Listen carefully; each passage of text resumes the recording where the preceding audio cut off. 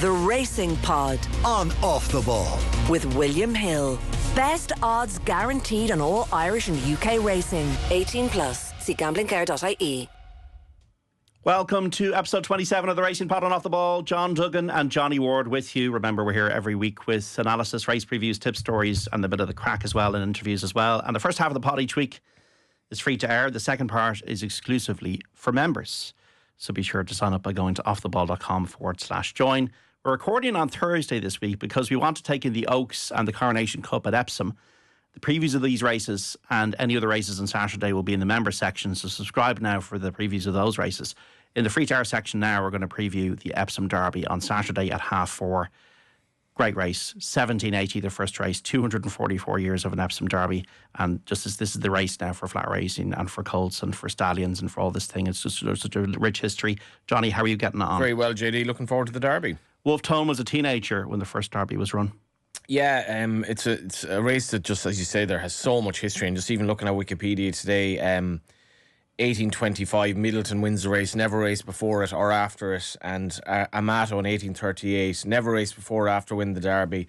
And there's a portrait of Amato on Wikipedia here. And in 1913, which is more recent as Britain prepares for war or not, the 6-4 favourite Craganor, owned by Charles B. Ismay, brother of J. Bruce Ismay of the Titanic, was controversially disqualified, and the race was awarded to the 100-1 outsider Aboyer. Suffragette Emily Davison was struck by King George V's horse, and she died 5 days later. So, a lot of history.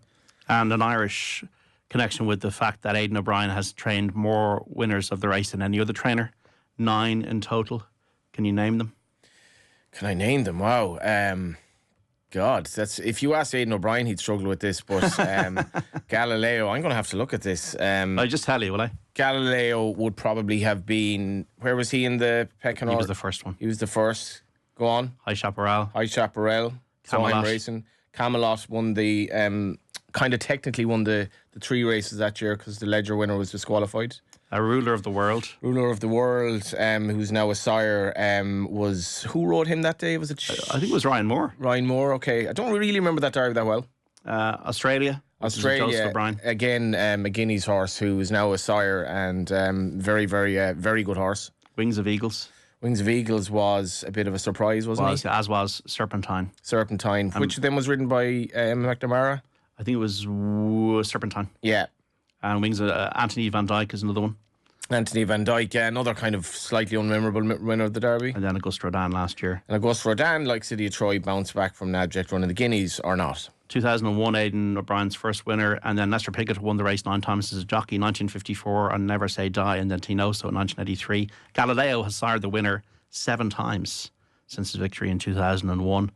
And obviously Vincent O'Brien was the person from Ireland, from Cork, and obviously training in Tipperary, who put the Irish on the map at the Epsom Derby with 6 winners, including the greats such as Nijinsky and the Minstrel and Golden Fleece. All these great horses and all great jockeys that have come from this country and ridden the Derby winners, Pat Edery, Johnny Mersha, Mick Canaan, so many of them. Yeah, it's a class race, and the funny thing about it is, if you designed a race to be like the Premier Sports or the Premier race, it would not be at Epsom. Like, you know, have you been? No, I don't want to go. We'll go next year, Johnny. Next year we go. If we're all healthy and happy, we'll go next year. Healthy and happy, and we'll do some sort of Hunter S. Thompson type reporting there, will we? Yeah. So our Derby experience will probably start like 2 weeks previously or something, where we'll get a boat over. We'll get a boat to England. We'll try and hitchhike. With Neil and I meets kind of Hunter S. Thompson, with kind of a few. Well, actually, you wouldn't get football games this time of year. We'll have a bit of fun anyway. But it's a really good idea. Yeah, because it's a strange course. Because the thing with the Derby is it's 1 mile 4 furlongs at Epsom. You go an uphill for the first mile effectively, and then you're hurtling down at a really fast pace around Tottenham Corner, and then there's a rise at the end. So you need a really balanced horse who can handle all the types of conditions and undulations. And you need to stay as well. Yes. And you know, Aidan O'Brien has run a lot of pacemakers in the race. I see Declan McDonough has a ride in the race on this year, and he's riding a Frankel horse, costs a lot of money, who might be there to make the pace, made the pace in his trial. But you know, the draw is important, JD. Usually when you're drawing one, that's a good thing. It's not necessarily straightforward at Epsom because you kind of you career off to the right when you come out of the stalls, and it's going to be interesting to see what sort of path Ryan Moore takes on City of Troy. I tried to get an an interview with Ryan on Wednesday in Tipperary, but he ran off smiling after a riding winner. said he was rushing for his plane, which I wasn't sure whether or not to believe, because his last ride had been scratched hours previously. So whatever plane he'd booked, he had like 2 hours extra at that time, I think, to make it, or at least an hour extra. But who might question the great man? Best Epsom Derbies, we had Churgar, the most notorious horse, I suppose, a 10-length winner. Walter Swinburne was 19. Front page and back page news, and then very sadly kidnapped by the IRA and never seen again. Do you know there was a winner? William McCreary had a winner at Navan a few weeks ago, and the French man who owns him, whose name now escapes me at the moment, but his father looked after the Aga Khan's interests in Ireland, and he remembers he was in France as a child, and he remembers he was doing I think English lessons with his cousin or sister in France, and the news came through on the radio about Churgar, and he still remembers that, and he remembers the effect it had on his family, and he said the news travelled to France after a day or two, and once it got to France, it was massive news even in France. Workforce has got the record time, but a lot of that is ground dependent. We've had great winners like See the Stars, Lamtara, Nijinsky, Galileo, Sindar, a few that come to mind for me. Yeah, I remember, like, my first derby that I remember would have been probably Chris Kinn. Yes, so I got into the race. Fallon, great ride. Yeah, and it was, again, probably not a star of a horse, really. No. North Light the following year for Kieran Fallon again. I do remember Motivator as being a very good winner, and he was ridden by Johnny Murta. And my earliest kind of really good memory of the race was New Approach, because Kevin Manning rode him for Jim Bulger in 2008, and I was working in Setanta at the time, but I don't know how the news came through. And even in those days, and this is only 2008, the internet wasn't as... Not everyone was on the internet, or it didn't feel like, you didn't have a smartphone, and it didn't feel like when, news was old within a minute. And when the news came through, I seem to recall it was like a Racing Post lead story, but it was like more to follow. And I was on the Racing Post website, and I went on to the betting exchanges, and I looked at his price, and I backed him. And because he had been ruled out of the race. Now, I didn't get a massive price, but I got a good price. And he pulled like an absolute cart for I'd say half a mile. And I don't know how he won, but he had the ability to win. Yeah, it's in Darren 2000 was when I had just left college. I think it was the weekend after I left college, and I did 10 each way at 7-1. Remember Walter Swinburne talking it up in the preview, the late Walter Swinburne, because it was the Aga Khan horse, and obviously he'd ridden Shergar and Charastani for the Aga Khan. Johnny Murta gave a great spin, beat Saki, who would end up winning the Arc, I think the following year or the year after. So yeah, we all have our memories of the Derby and great races that it is. So we're going to go through every horse in the Derby. That's what we're going to do now in this section. So 4:30, 1 mile, 4 furlongs, good to soft ground. Let's start with City of Troy then, Johnny, because drawn 1, this horse, Aidan O'Brien called him the best 2-year-old he has trained. Won the Dewhurst at Newmarket impressively last year, then flopped in the Guineas on his first run of the season. Also at Newmarket, inexplicably beaten 17 lengths. Aidan O'Brien suggested he got upset at the start. That led to expended energy earlier in the race. He's also got to prove now he stays a mile and 4 at Epsom. Auguste Rodin recovered from a Guineas flop last year to win the Derby. This colt will have to do the same. The whole issue of being in stall 1, all the horses go right-handed out of the stalls. So once again, the worry is he going to expend too much energy? The positive for him, City of Troy, is that Ryan Moore keeps the faith and does not ride Los Angeles. He rides City of Troy. That would have been one of my questions yesterday if I had the chance to talk to him, because the betting has kind of gone. They're pretty much joint favourites now. Just looking at it here, with William Hiller still slightly ducking City of Troy, but he had a rating of 125 after his 2-year-old campaign, and he actually ran at 3 different tracks. When he won his maiden, he looked very good.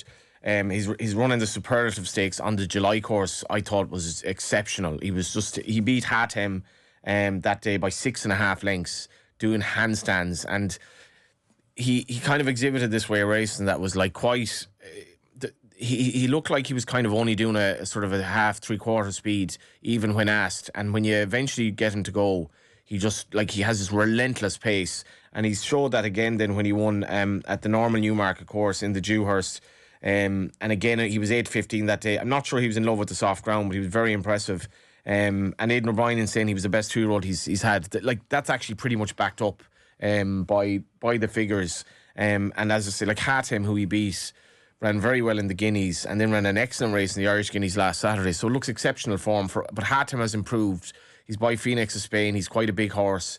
And the jury's out on the physicality and the physical acumen of City of Troy. But the jury's certainly out on the Newmarket run this year in the Guineas, and David Jennings did a piece with Aidan O'Brien in the Racing Post, which is worth reading if you want to make the case for backing him, where he's and I was at the yard a couple of weeks ago, he's still really, really defending the horse, and he's like, there's one thing putting your neck on the line, JD, but like, he has done it to an extent that it's very, very hard to see City of Troy bombing out in the race. I'm not sure he's going to win, but for me, I'd take the Aidan's view that the race was too bad to be true for whatever reason. Los Angeles is out of Camelot, unbeaten in 3 runs on different types of ground. Won the Derby trial at Leopardstown. Was visually impressive to me over the final furlong. 12 furlong should suit him. He's an imposing type, a big specimen. I think he's got every chance, Los Angeles, I have to say. Drawn 4, yeah. He's kind of my selection in the race, JD, even though like I'm not going to get excited about the odds. The odds of William Hill, as I record this, are 7-2. I think he'll probably get a bit better than that. I was at the stable. I took a few selfies with him the other day, and he has a bit of a Monju in him. Like, he's a bit of a character. But the way he finished the race at Leopardstown was very, very taken. It's worth watching that back if you have access to it. He beat Euphoric, who reopposes, and Taraj. The problem I'd have with that form is, and he probably is my selection in the race. I find it a very, very difficult derby. The winning distances that day, I tipped Taraj, who was he was a decent winner on the all-weather. He's no star now, I would have thought, but he finished third. But the winning distances were a length ahead, half a length, the proverbial blanket over them. Now, you would say that Los Angeles was very, very strong at the finish. He showed this burst that was quite rare in the final furlong, where he's really only getting going. And you imagine if he's kind of close up, a furlong and a half down, you have a big chance. He's by Camelot, who's like, he's a good sire. He's not a great sire. And he could be his best horse. He's sire of Luxembourg, obviously ran the Coronation Cup. But kind of by default, great ride for Wayne Norton to pick. He'd probably be Shamie Heffernan's ride if he were still riding at Ballydoyle. Escape to LA if you win. Well, this is it, yeah. Escape to LA. He's I've never been to LA, actually. He's unbeaten. Neither have I. He is unbeaten, Los Angeles, but yeah, he's a cool name of a horse, bit of a cool dude of a horse, and his performance certainly showed that he's trained on, unlike the performance of his much exalted stablemate. Ancient Wisdom's out of Dubabi with middle distance pedigree on the dam side, 1/7 furlongs and a mile on varying ground as a 2-year-old, second in the Dante and reappearance at York. The feeling is the horse will want softer ground, a bit of cut, and a true stamina test. The soft ground or a bit of cut may help. Was made to look ordinary, though, for me by economics, and Dubawi's never sired the winner of a derby. So Ancient Wisdom, to me, is a bit short of the betting. That's remarkable, JD, that Dubawi hasn't started, because I was looking up See the Stars. We'll get to him. What has he started the winner of a derby? And he has. We'll get to that later. I forgot about him. Dubawi not. Like, Dubawi is basically the biggest stallion in Europe beyond Frankel, and he's well up there. The problem with Ancient Wisdom is that he was destroyed by economics in his trial. Like, destroyed. Now, economics, for me, really weird that he's not running the race. He was in the race, he was taken out of the race. He then had to be put back in the race, but Willie Haggis was kind of like, no, I don't really think Epsom suit him. To be honest, like, who am I to say Willie Haggis is wrong? But like, it is the Derby. Like, and the owner is, I think he's Bahraini owner. He obviously is a deferential owner, and you get owners who say no, he's running in the race, but he obviously defers to William Haggis, so he's a trainer's dream in that respect. But economics was quite keen as well on the step up and trip in York, so he wouldn't be for me. And for all of that, he's only third favourite basically. Ambient Friendly was an impressive winner of the Linkfield trial, easily his best performance today. She was behind Ancient Wisdom as a 2-year-old. Just kept galloping the last day. Callum Shepherd rode him, has been jocked off for Rob Havlin. Sometimes the trials don't work out. The breeding as well out of Glen Eagles wouldn't suggest a Derby winner to me. Definitely got an each way chance. Johnny Murta was keen on him this week. Ambient Friendly. Hard to work out this horse, really. Yeah, you say that. It's almost like he wins or he's nowhere, is kind of the feeling I have about him. You say that about Glen Eagles. Glen Eagles is sort of a solid sire, but he's not a sire I would expect to get a Derby winner. The median distance of his winners is 9.6 furlongs. So when you take into account like 6 furlong 2-year-old winners and all of that, that's actually, he does it, put stamina in his horses. The jockey kind of arrangements you mentioned, like, not a massive fan of that. Absolutely no fault of Rob Havlin. That's the way the game goes. But connections taken off Callum Shepherd, who knows the horse well, after he wins by 4.5 lengths. Rishi Prasad spoke to him during the week, thought he covered himself very, very well. Has a chance, but he's rated 111, and I'd be disappointed if he were good enough to win the race, to be honest. Darren Mile is out of Camelot behind Ancient Wisdom last year, 1/10 furlongs and reappearance at Windsor in April, but it would be a bit of a shock if this one won this. Cheap Beast is on for the first time. Jim Crowley hasn't won the race. He used to work with his dad, Tommy, in Setanta all those years ago when I was back in New Approach and a lot of losers. This horse, he did win a Windsor the last year. That was a minor race. He's a nice bit of class, this horse. I actually wouldn't entirely rule him out. He's rated 109 as well. He's very solid. He won't mind the ground, and he's relatively unexposed at the trip. You can get 20 to 1 with Hills, maybe a little bit better. I wouldn't rule him out for all that you'd think he wouldn't be good enough. Who was to see the stars winner of the Derby? Harzand. Pat Smullen. Pat Smullen, the late great Pat Smullen, and that was a great day as well, because there was a late scare with Harzand.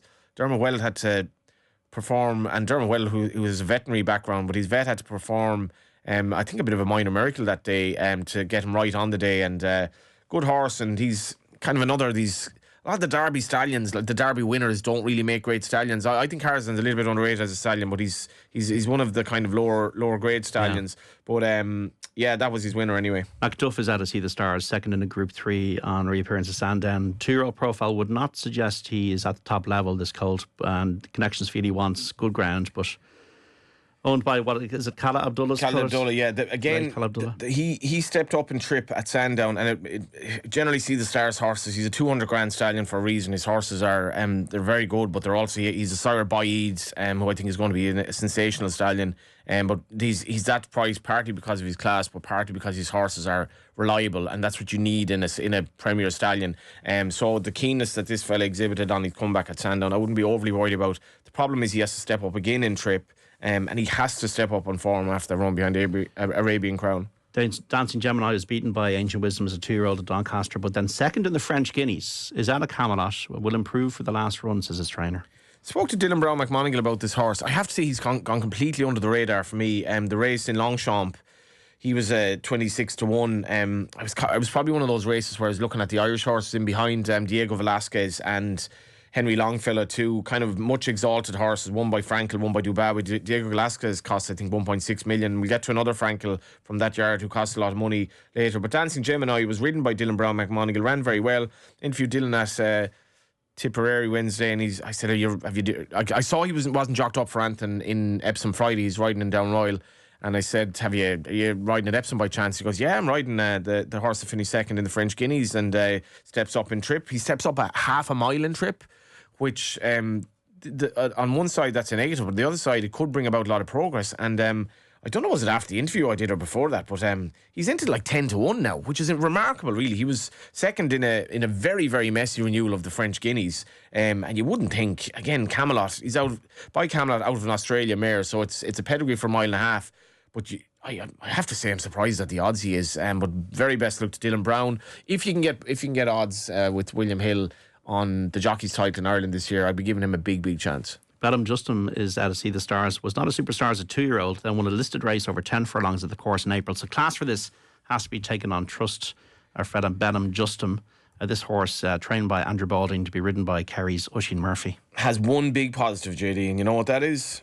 Epsom form. Yes. And that's a massive quandary. Like it's an absolute certainty that some of the horses in this race will simply not handle Epsom. That's the worry for the horse in the Oaks. Rubies are red. Yeah, because you would have to say maybe she wasn't necessarily in love with Lingfield, although she actually is my bet of the weekend. We'll get to that later, but he did handle it well. The Epsom trial in general, off the top of my head, it doesn't tend to produce the Derby winner, but he's quite interesting. He's a fusion of pedigree and pace in his pedigree, and I wouldn't entirely underestimate him for a very good trainer and a very, very good rider. Voyage, nicely bred out of Golden Horn, with the Dams side having the line to Galileo, will only start at Newbury in April, but only cost 40 grand, so it's great to see. Like, I was talking to Dave Marnan about a horse that's bound for Royal Ascot on Wednesday that again only costs similar money to the horse you're talking about, and to have a runner, he's by Golden Horn, who very good horse himself. Saw him at Leopardstown as a 3-year-old.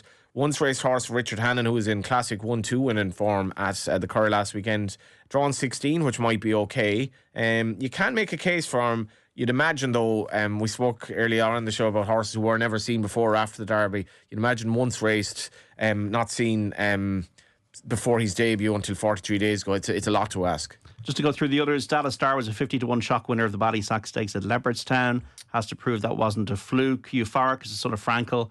has to overturn the form with Los Angeles from Leopardstown. God's Window is 10 lengths behind Economics, and the Dante has got much to prove. Cambu hasn't run since winning over a mile on the all-weather in December. Looks to be lacking the class for this, as does Mr. Hampstead, who's yet to win a race. Sedate was second in the listed race in Newmarket last time out, only rated 102 though. And Table Talks out of Camelot won a maiden at Chelmsford. Once again, a lot to do. I'm going for Los Angeles. I think he's rock solid, unbeaten. I think the step up and triple suits him, Johnny. Trips to LA out of this one. Los Angeles, I think. Four Camelot breds in the race. Maybe the price is a bit too skinny on him, but I think I think sometimes you just got to go on what you see.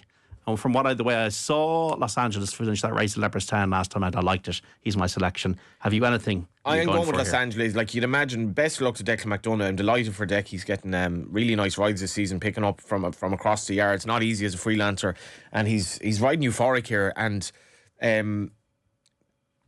as he has to reverse form at Los Angeles. But sometimes, JD, we mentioned the horse earlier. I'm not great with memory of winners, but sometimes these front runners get away from you in the Derby, and it'll be interesting to see what Deck does because, like, let's be honest, sometimes these Coolmore horses who go out in front, they're not exactly ridden for... They're drawn 9. Yeah, they're ridden for others, basically, and let's be honest, and that's why American...